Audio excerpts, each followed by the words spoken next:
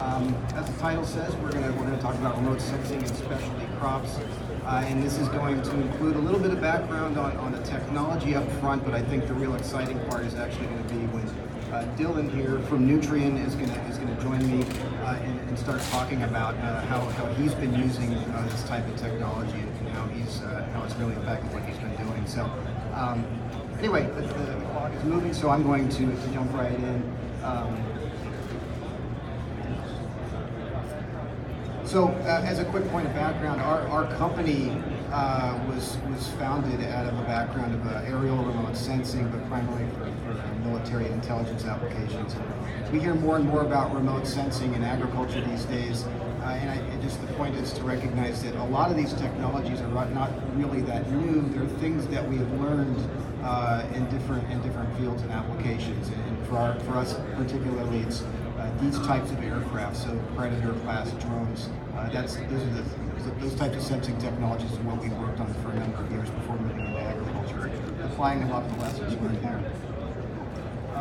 Just specifically on our company and what we provide, first and foremost is the sensing device that gets mounted onto the drone. So we're talking about sensing and analytics here, not so much the drone itself that's flying around. But anything you want to do with data in agriculture here, or for anything for that matter, what you are using for your sensing device up front governs anything you do downstream with it. So it's an important measurement. You have to have the right device. We also develop the in-field analytics software, and those are the tools that take the raw data from the sensor and turn it into something useful that you can go apply in the field. A couple other quick background points on us. We are partnered with DJI, and if you don't know that name, they've got about 80% of the world's market for commercial industrial drones. And we launched an integrated product with DJI earlier this year. And then just last week, we announced a new partnership with Microsoft, where we're pushing more and more advanced analytics tools from the cloud out into the sensors. And these systems are all designed to produce results in the field disconnected from any cloud-based computing. So if you don't have good connectivity wherever you operate, it doesn't matter. That's how these systems are designed to operate. As a point of reference, everything we do here is driven at creating valuable information for growers. And we put together this chart a while back about looking at different sources of information for agriculture, and, spanning from the human scout on the ground out to satellites. They each have their advantages and they're highly complementary, but when we got into this space, we believed that a low altitude remote sensing system operating at about 100 meters altitude can really generate new valuable information for agriculture that you really can't get from anywhere else other than a human scout. And so that's what we're focused on. It's just applying new technologies to basically do what a human scout might be able to do, but over a much larger area. Just a real quick background on the technology. Fundamentally, what we're trying to do is two things. One, study how sunlight interacts with the plant. And what we're doing here is looking at how much and the amount and color of light that is absorbed by a plant or reflected by it. And that tells us a little bit about the pigments that are present. It tells us a little bit about the cellular structure of the plant. And with that kind of information, we can assess a little bit about the health condition. But we're also looking at the size and shapes of plants, because that also provides useful information to us. So we're combining those different types of information ultimately to produce data products, and Dylon will share more on that in a minute. But a couple of the steps involved, we segment out the plant from the background soil, so we're concentrating just on the measurements of the plant material. And here's a couple of charts, and by the way, if you're interested in this, please come by the booth. I don't have the time to go into a lot of detail right here. But we're basically looking at how light is absorbed by the plant material. On the analytics side, there's a lot of steps involved. If you've been using drones before, you're probably familiar with the top two steps, which is just pre-processing and then stitching it all into some orthomosaic or a map. But recognize there's a lot more that can and should be done to really get value out of this type of data. Segmenting out different features in the field, running statistics, time histories. Ultimately, you want to compare what's happening over time, and then forecasting and delivery of data products to your customers. This is just a quick example of the types of things we do. This is an early stage cornfield with weeds present. steps of processing that I just mentioned before, do a couple of things. One, the first thing is to remove the background soils from your measurements, and so we run a filter there that just removes all that information. The next step is to identify the non-corn plant material in this particular field, so that's highlighted in orange, and then we remove that information, and then we ultimately are just running our analytics on the corn crop itself. And so when you get a map of field health, you're not looking at a field of healthy weeds, you're looking at actual the corn crop conditions. And with that information, this is using an academic model, we can produce other types of information like this. An important aspect of this whole thing is being able to produce data quickly on location, regardless of where you may be operating. A lot of solutions are based on cloud connectivity. Our solution is totally offline. You can produce results within a few minutes after your flight. And if you want to pull that data back up to the cloud afterwards, that you have that opportunity. And ultimately, we're not trying to create a new data platform. There are plenty of those out there, and what we want to do is just make sure that any data that you create or collect, you can take that and put it into whatever platform you want to use. And here's just a few examples of the types of platforms that our customers are using.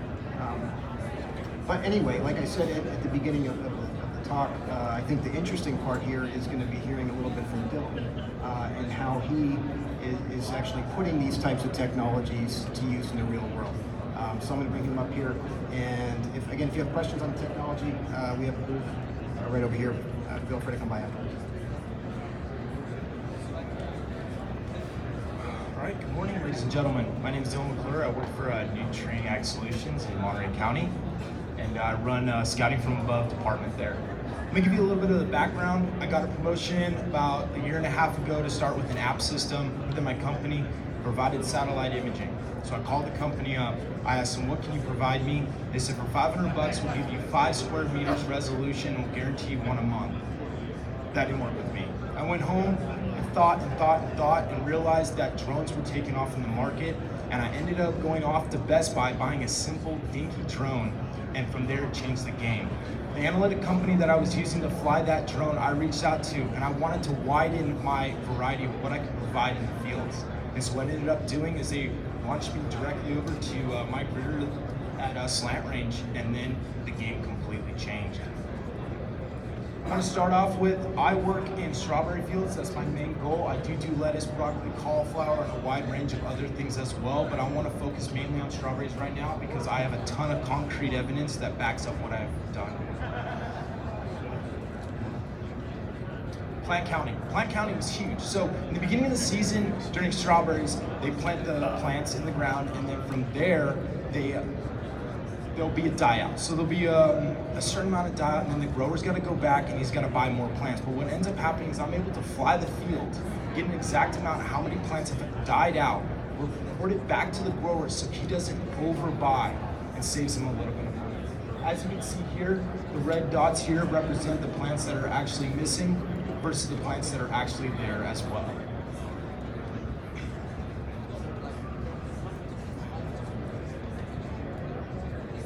All right, so irrigation. Irrigation was a huge thing. A lot of irrigation, especially in California with water, we're all in a drought, we all know. I want to talk about this one. So this field right here, it slants off into a lower direction, more towards a corner section over there. What ends up happening is after irrigation, the water sits over in that area, and the plants were actually being choked out by the water. What I was able to do is when I went in, I was getting a reading in the chlorophyll content in the 2 to 3 range, and I should not be getting anything reading in the 2 to 3 range. Reached out to my salesman, Tommy, at Nutrien Ag Solutions. He's the PCA and CCA. I work alongside with him. He went over there, realized that that was going on, contacted the grower, talked to the grower about what to do, so we started cutting off irrigation over there. And what ended up happening, I went back and reflew it 9 days later on the 24th. I ended up getting a 13.9% comeback on the plant, and the yields were actually growing in that section of the field, which is showing that Nutrien is out here for our customers. That's what the drone is. We brought the drone into our company to represent our growers. It's not something that we're gonna try to make extra money on. It's showing that we're there ready to help and provide every tool possible to make you the best grower out there. As the year went on, I started to do a lot more case studies involving red edge. On the band, there is an invisible light that we can't see to our human eye. And what it's really cool is it's able to pick up on, let's say for instance, right here, this is two-spotted spider mites. Two-spotted spider mites, if you guys don't well know what that, they remove the sap that is based inside the chlorophyll. When it removes the sap, it changes the pigment of the leaf by a fraction, but my sensor of the drum is able to pick that up, and I'm able to get the exact location based off GPS coordinates located on my software, go directly to the section, flip the leaf over, and figure out where the two-spotted spider mites are. This is huge. This allows us to go and spray certain sections of the field that need to be sprayed. Another cool element within the red edge is finding powdery mildew. We all know powdery mildew is the fungus that's out there on these plants, and it's a huge, huge no-no to have out in your fields. With the red edge, I'm able to locate the actual area. Here, I'll give you a little story. There was a grower that didn't believe that I was finding powdery mildew on his plants. I went out there, it was a very early stage on powdery mildew. When I went out there, I said, over in this section of the field, you have powdery mildew. He looked at me and he said, there's no way. My leaves aren't curling on my plants. I don't see anything at all. And I said, well, follow me out into this section. Went over to the section with my iPad and the GPS points over there, pulled the first leaf up, flipped it over, took my magnifying glass, and you can see the spores that are forming from the powdery mildew. What that allows, if you have a 15-acre field broken down into certain blocks, as in let's say 6, and only one block out of that 6 has a huge amount of powdery mildew, but none of the other ones do, that allows us to go spray a cure on the one block, but spray a preventative on the other ones. What we've known in the past is a lot of salesmen out there will say, you know what, forget it, just spray all of them with a cure, which is gonna cost more. But this is what we're showing to our growers, that we're here to actually care, and we're not here to make you spend money, even though it would make our company happy if more money spent, but we're all about the customer service as well.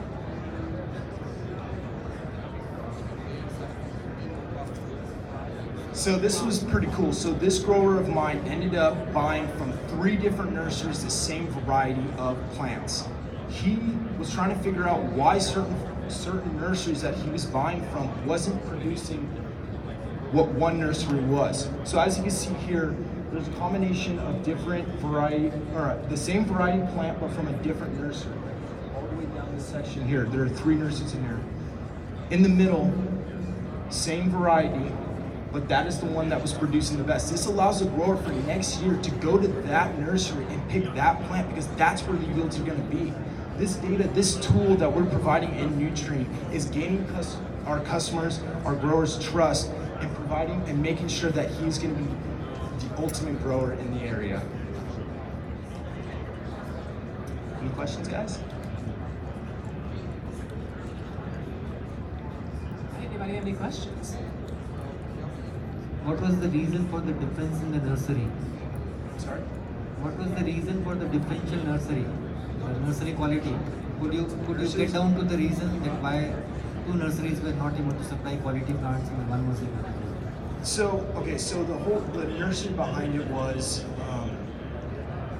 it's very weird. I'm not so sure on why the nurseries there was the same variety plant, but because they were pulled from different nurseries, if there was something wrong with them creating that certain strand of plant, that something could have happened, or it could have been the soil type. Certain nurseries, you could buy a certain plant from a nursery, but it likes a certain type of soil.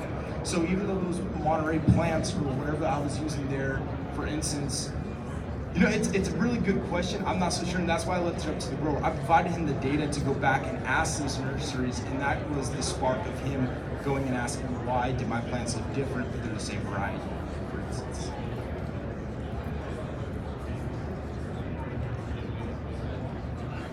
I had a question about the powdery mildew detection. How many days advance do you think you got using the technology? When would that grower have been able to detect it himself without the drone image? So what it all depends on is how often the grower wants me to fly.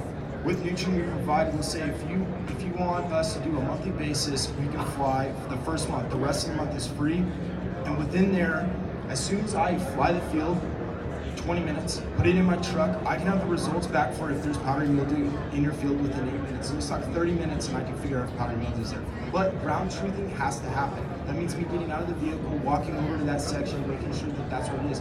Because red edge under that band can also detect aphid, mites, worms, other types of damages, as well as different funguses as well. But the main factor there, what I found was that there was so much concrete evidence over the season of being able to detect powdery mildew and two-spotted spider mites with the red edge band. How does imagery show you different types of diseases? How did you know it was powdery mildew? Ground truth. So that's what it is. So when I do get those red,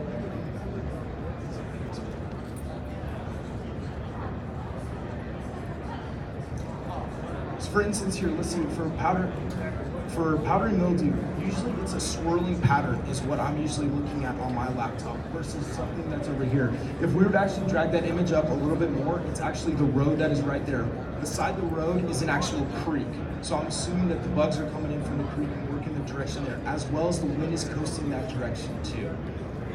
That's how I'm picking up on different, with the recognition of either powdery mildew or two-spotted spider mites. One is going to be a swirling pattern, the other one is going to be long strips.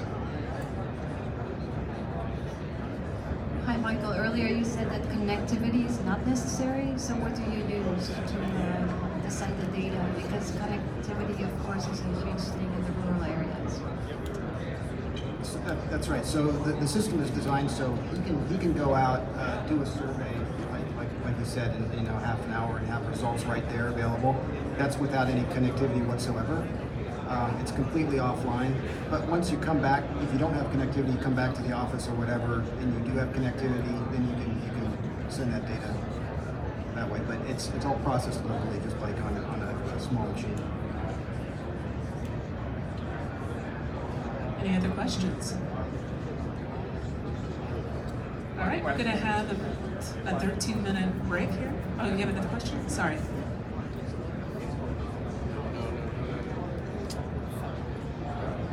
For the cropping. Dude, it's right from the speaker. He has to get away from the speaker.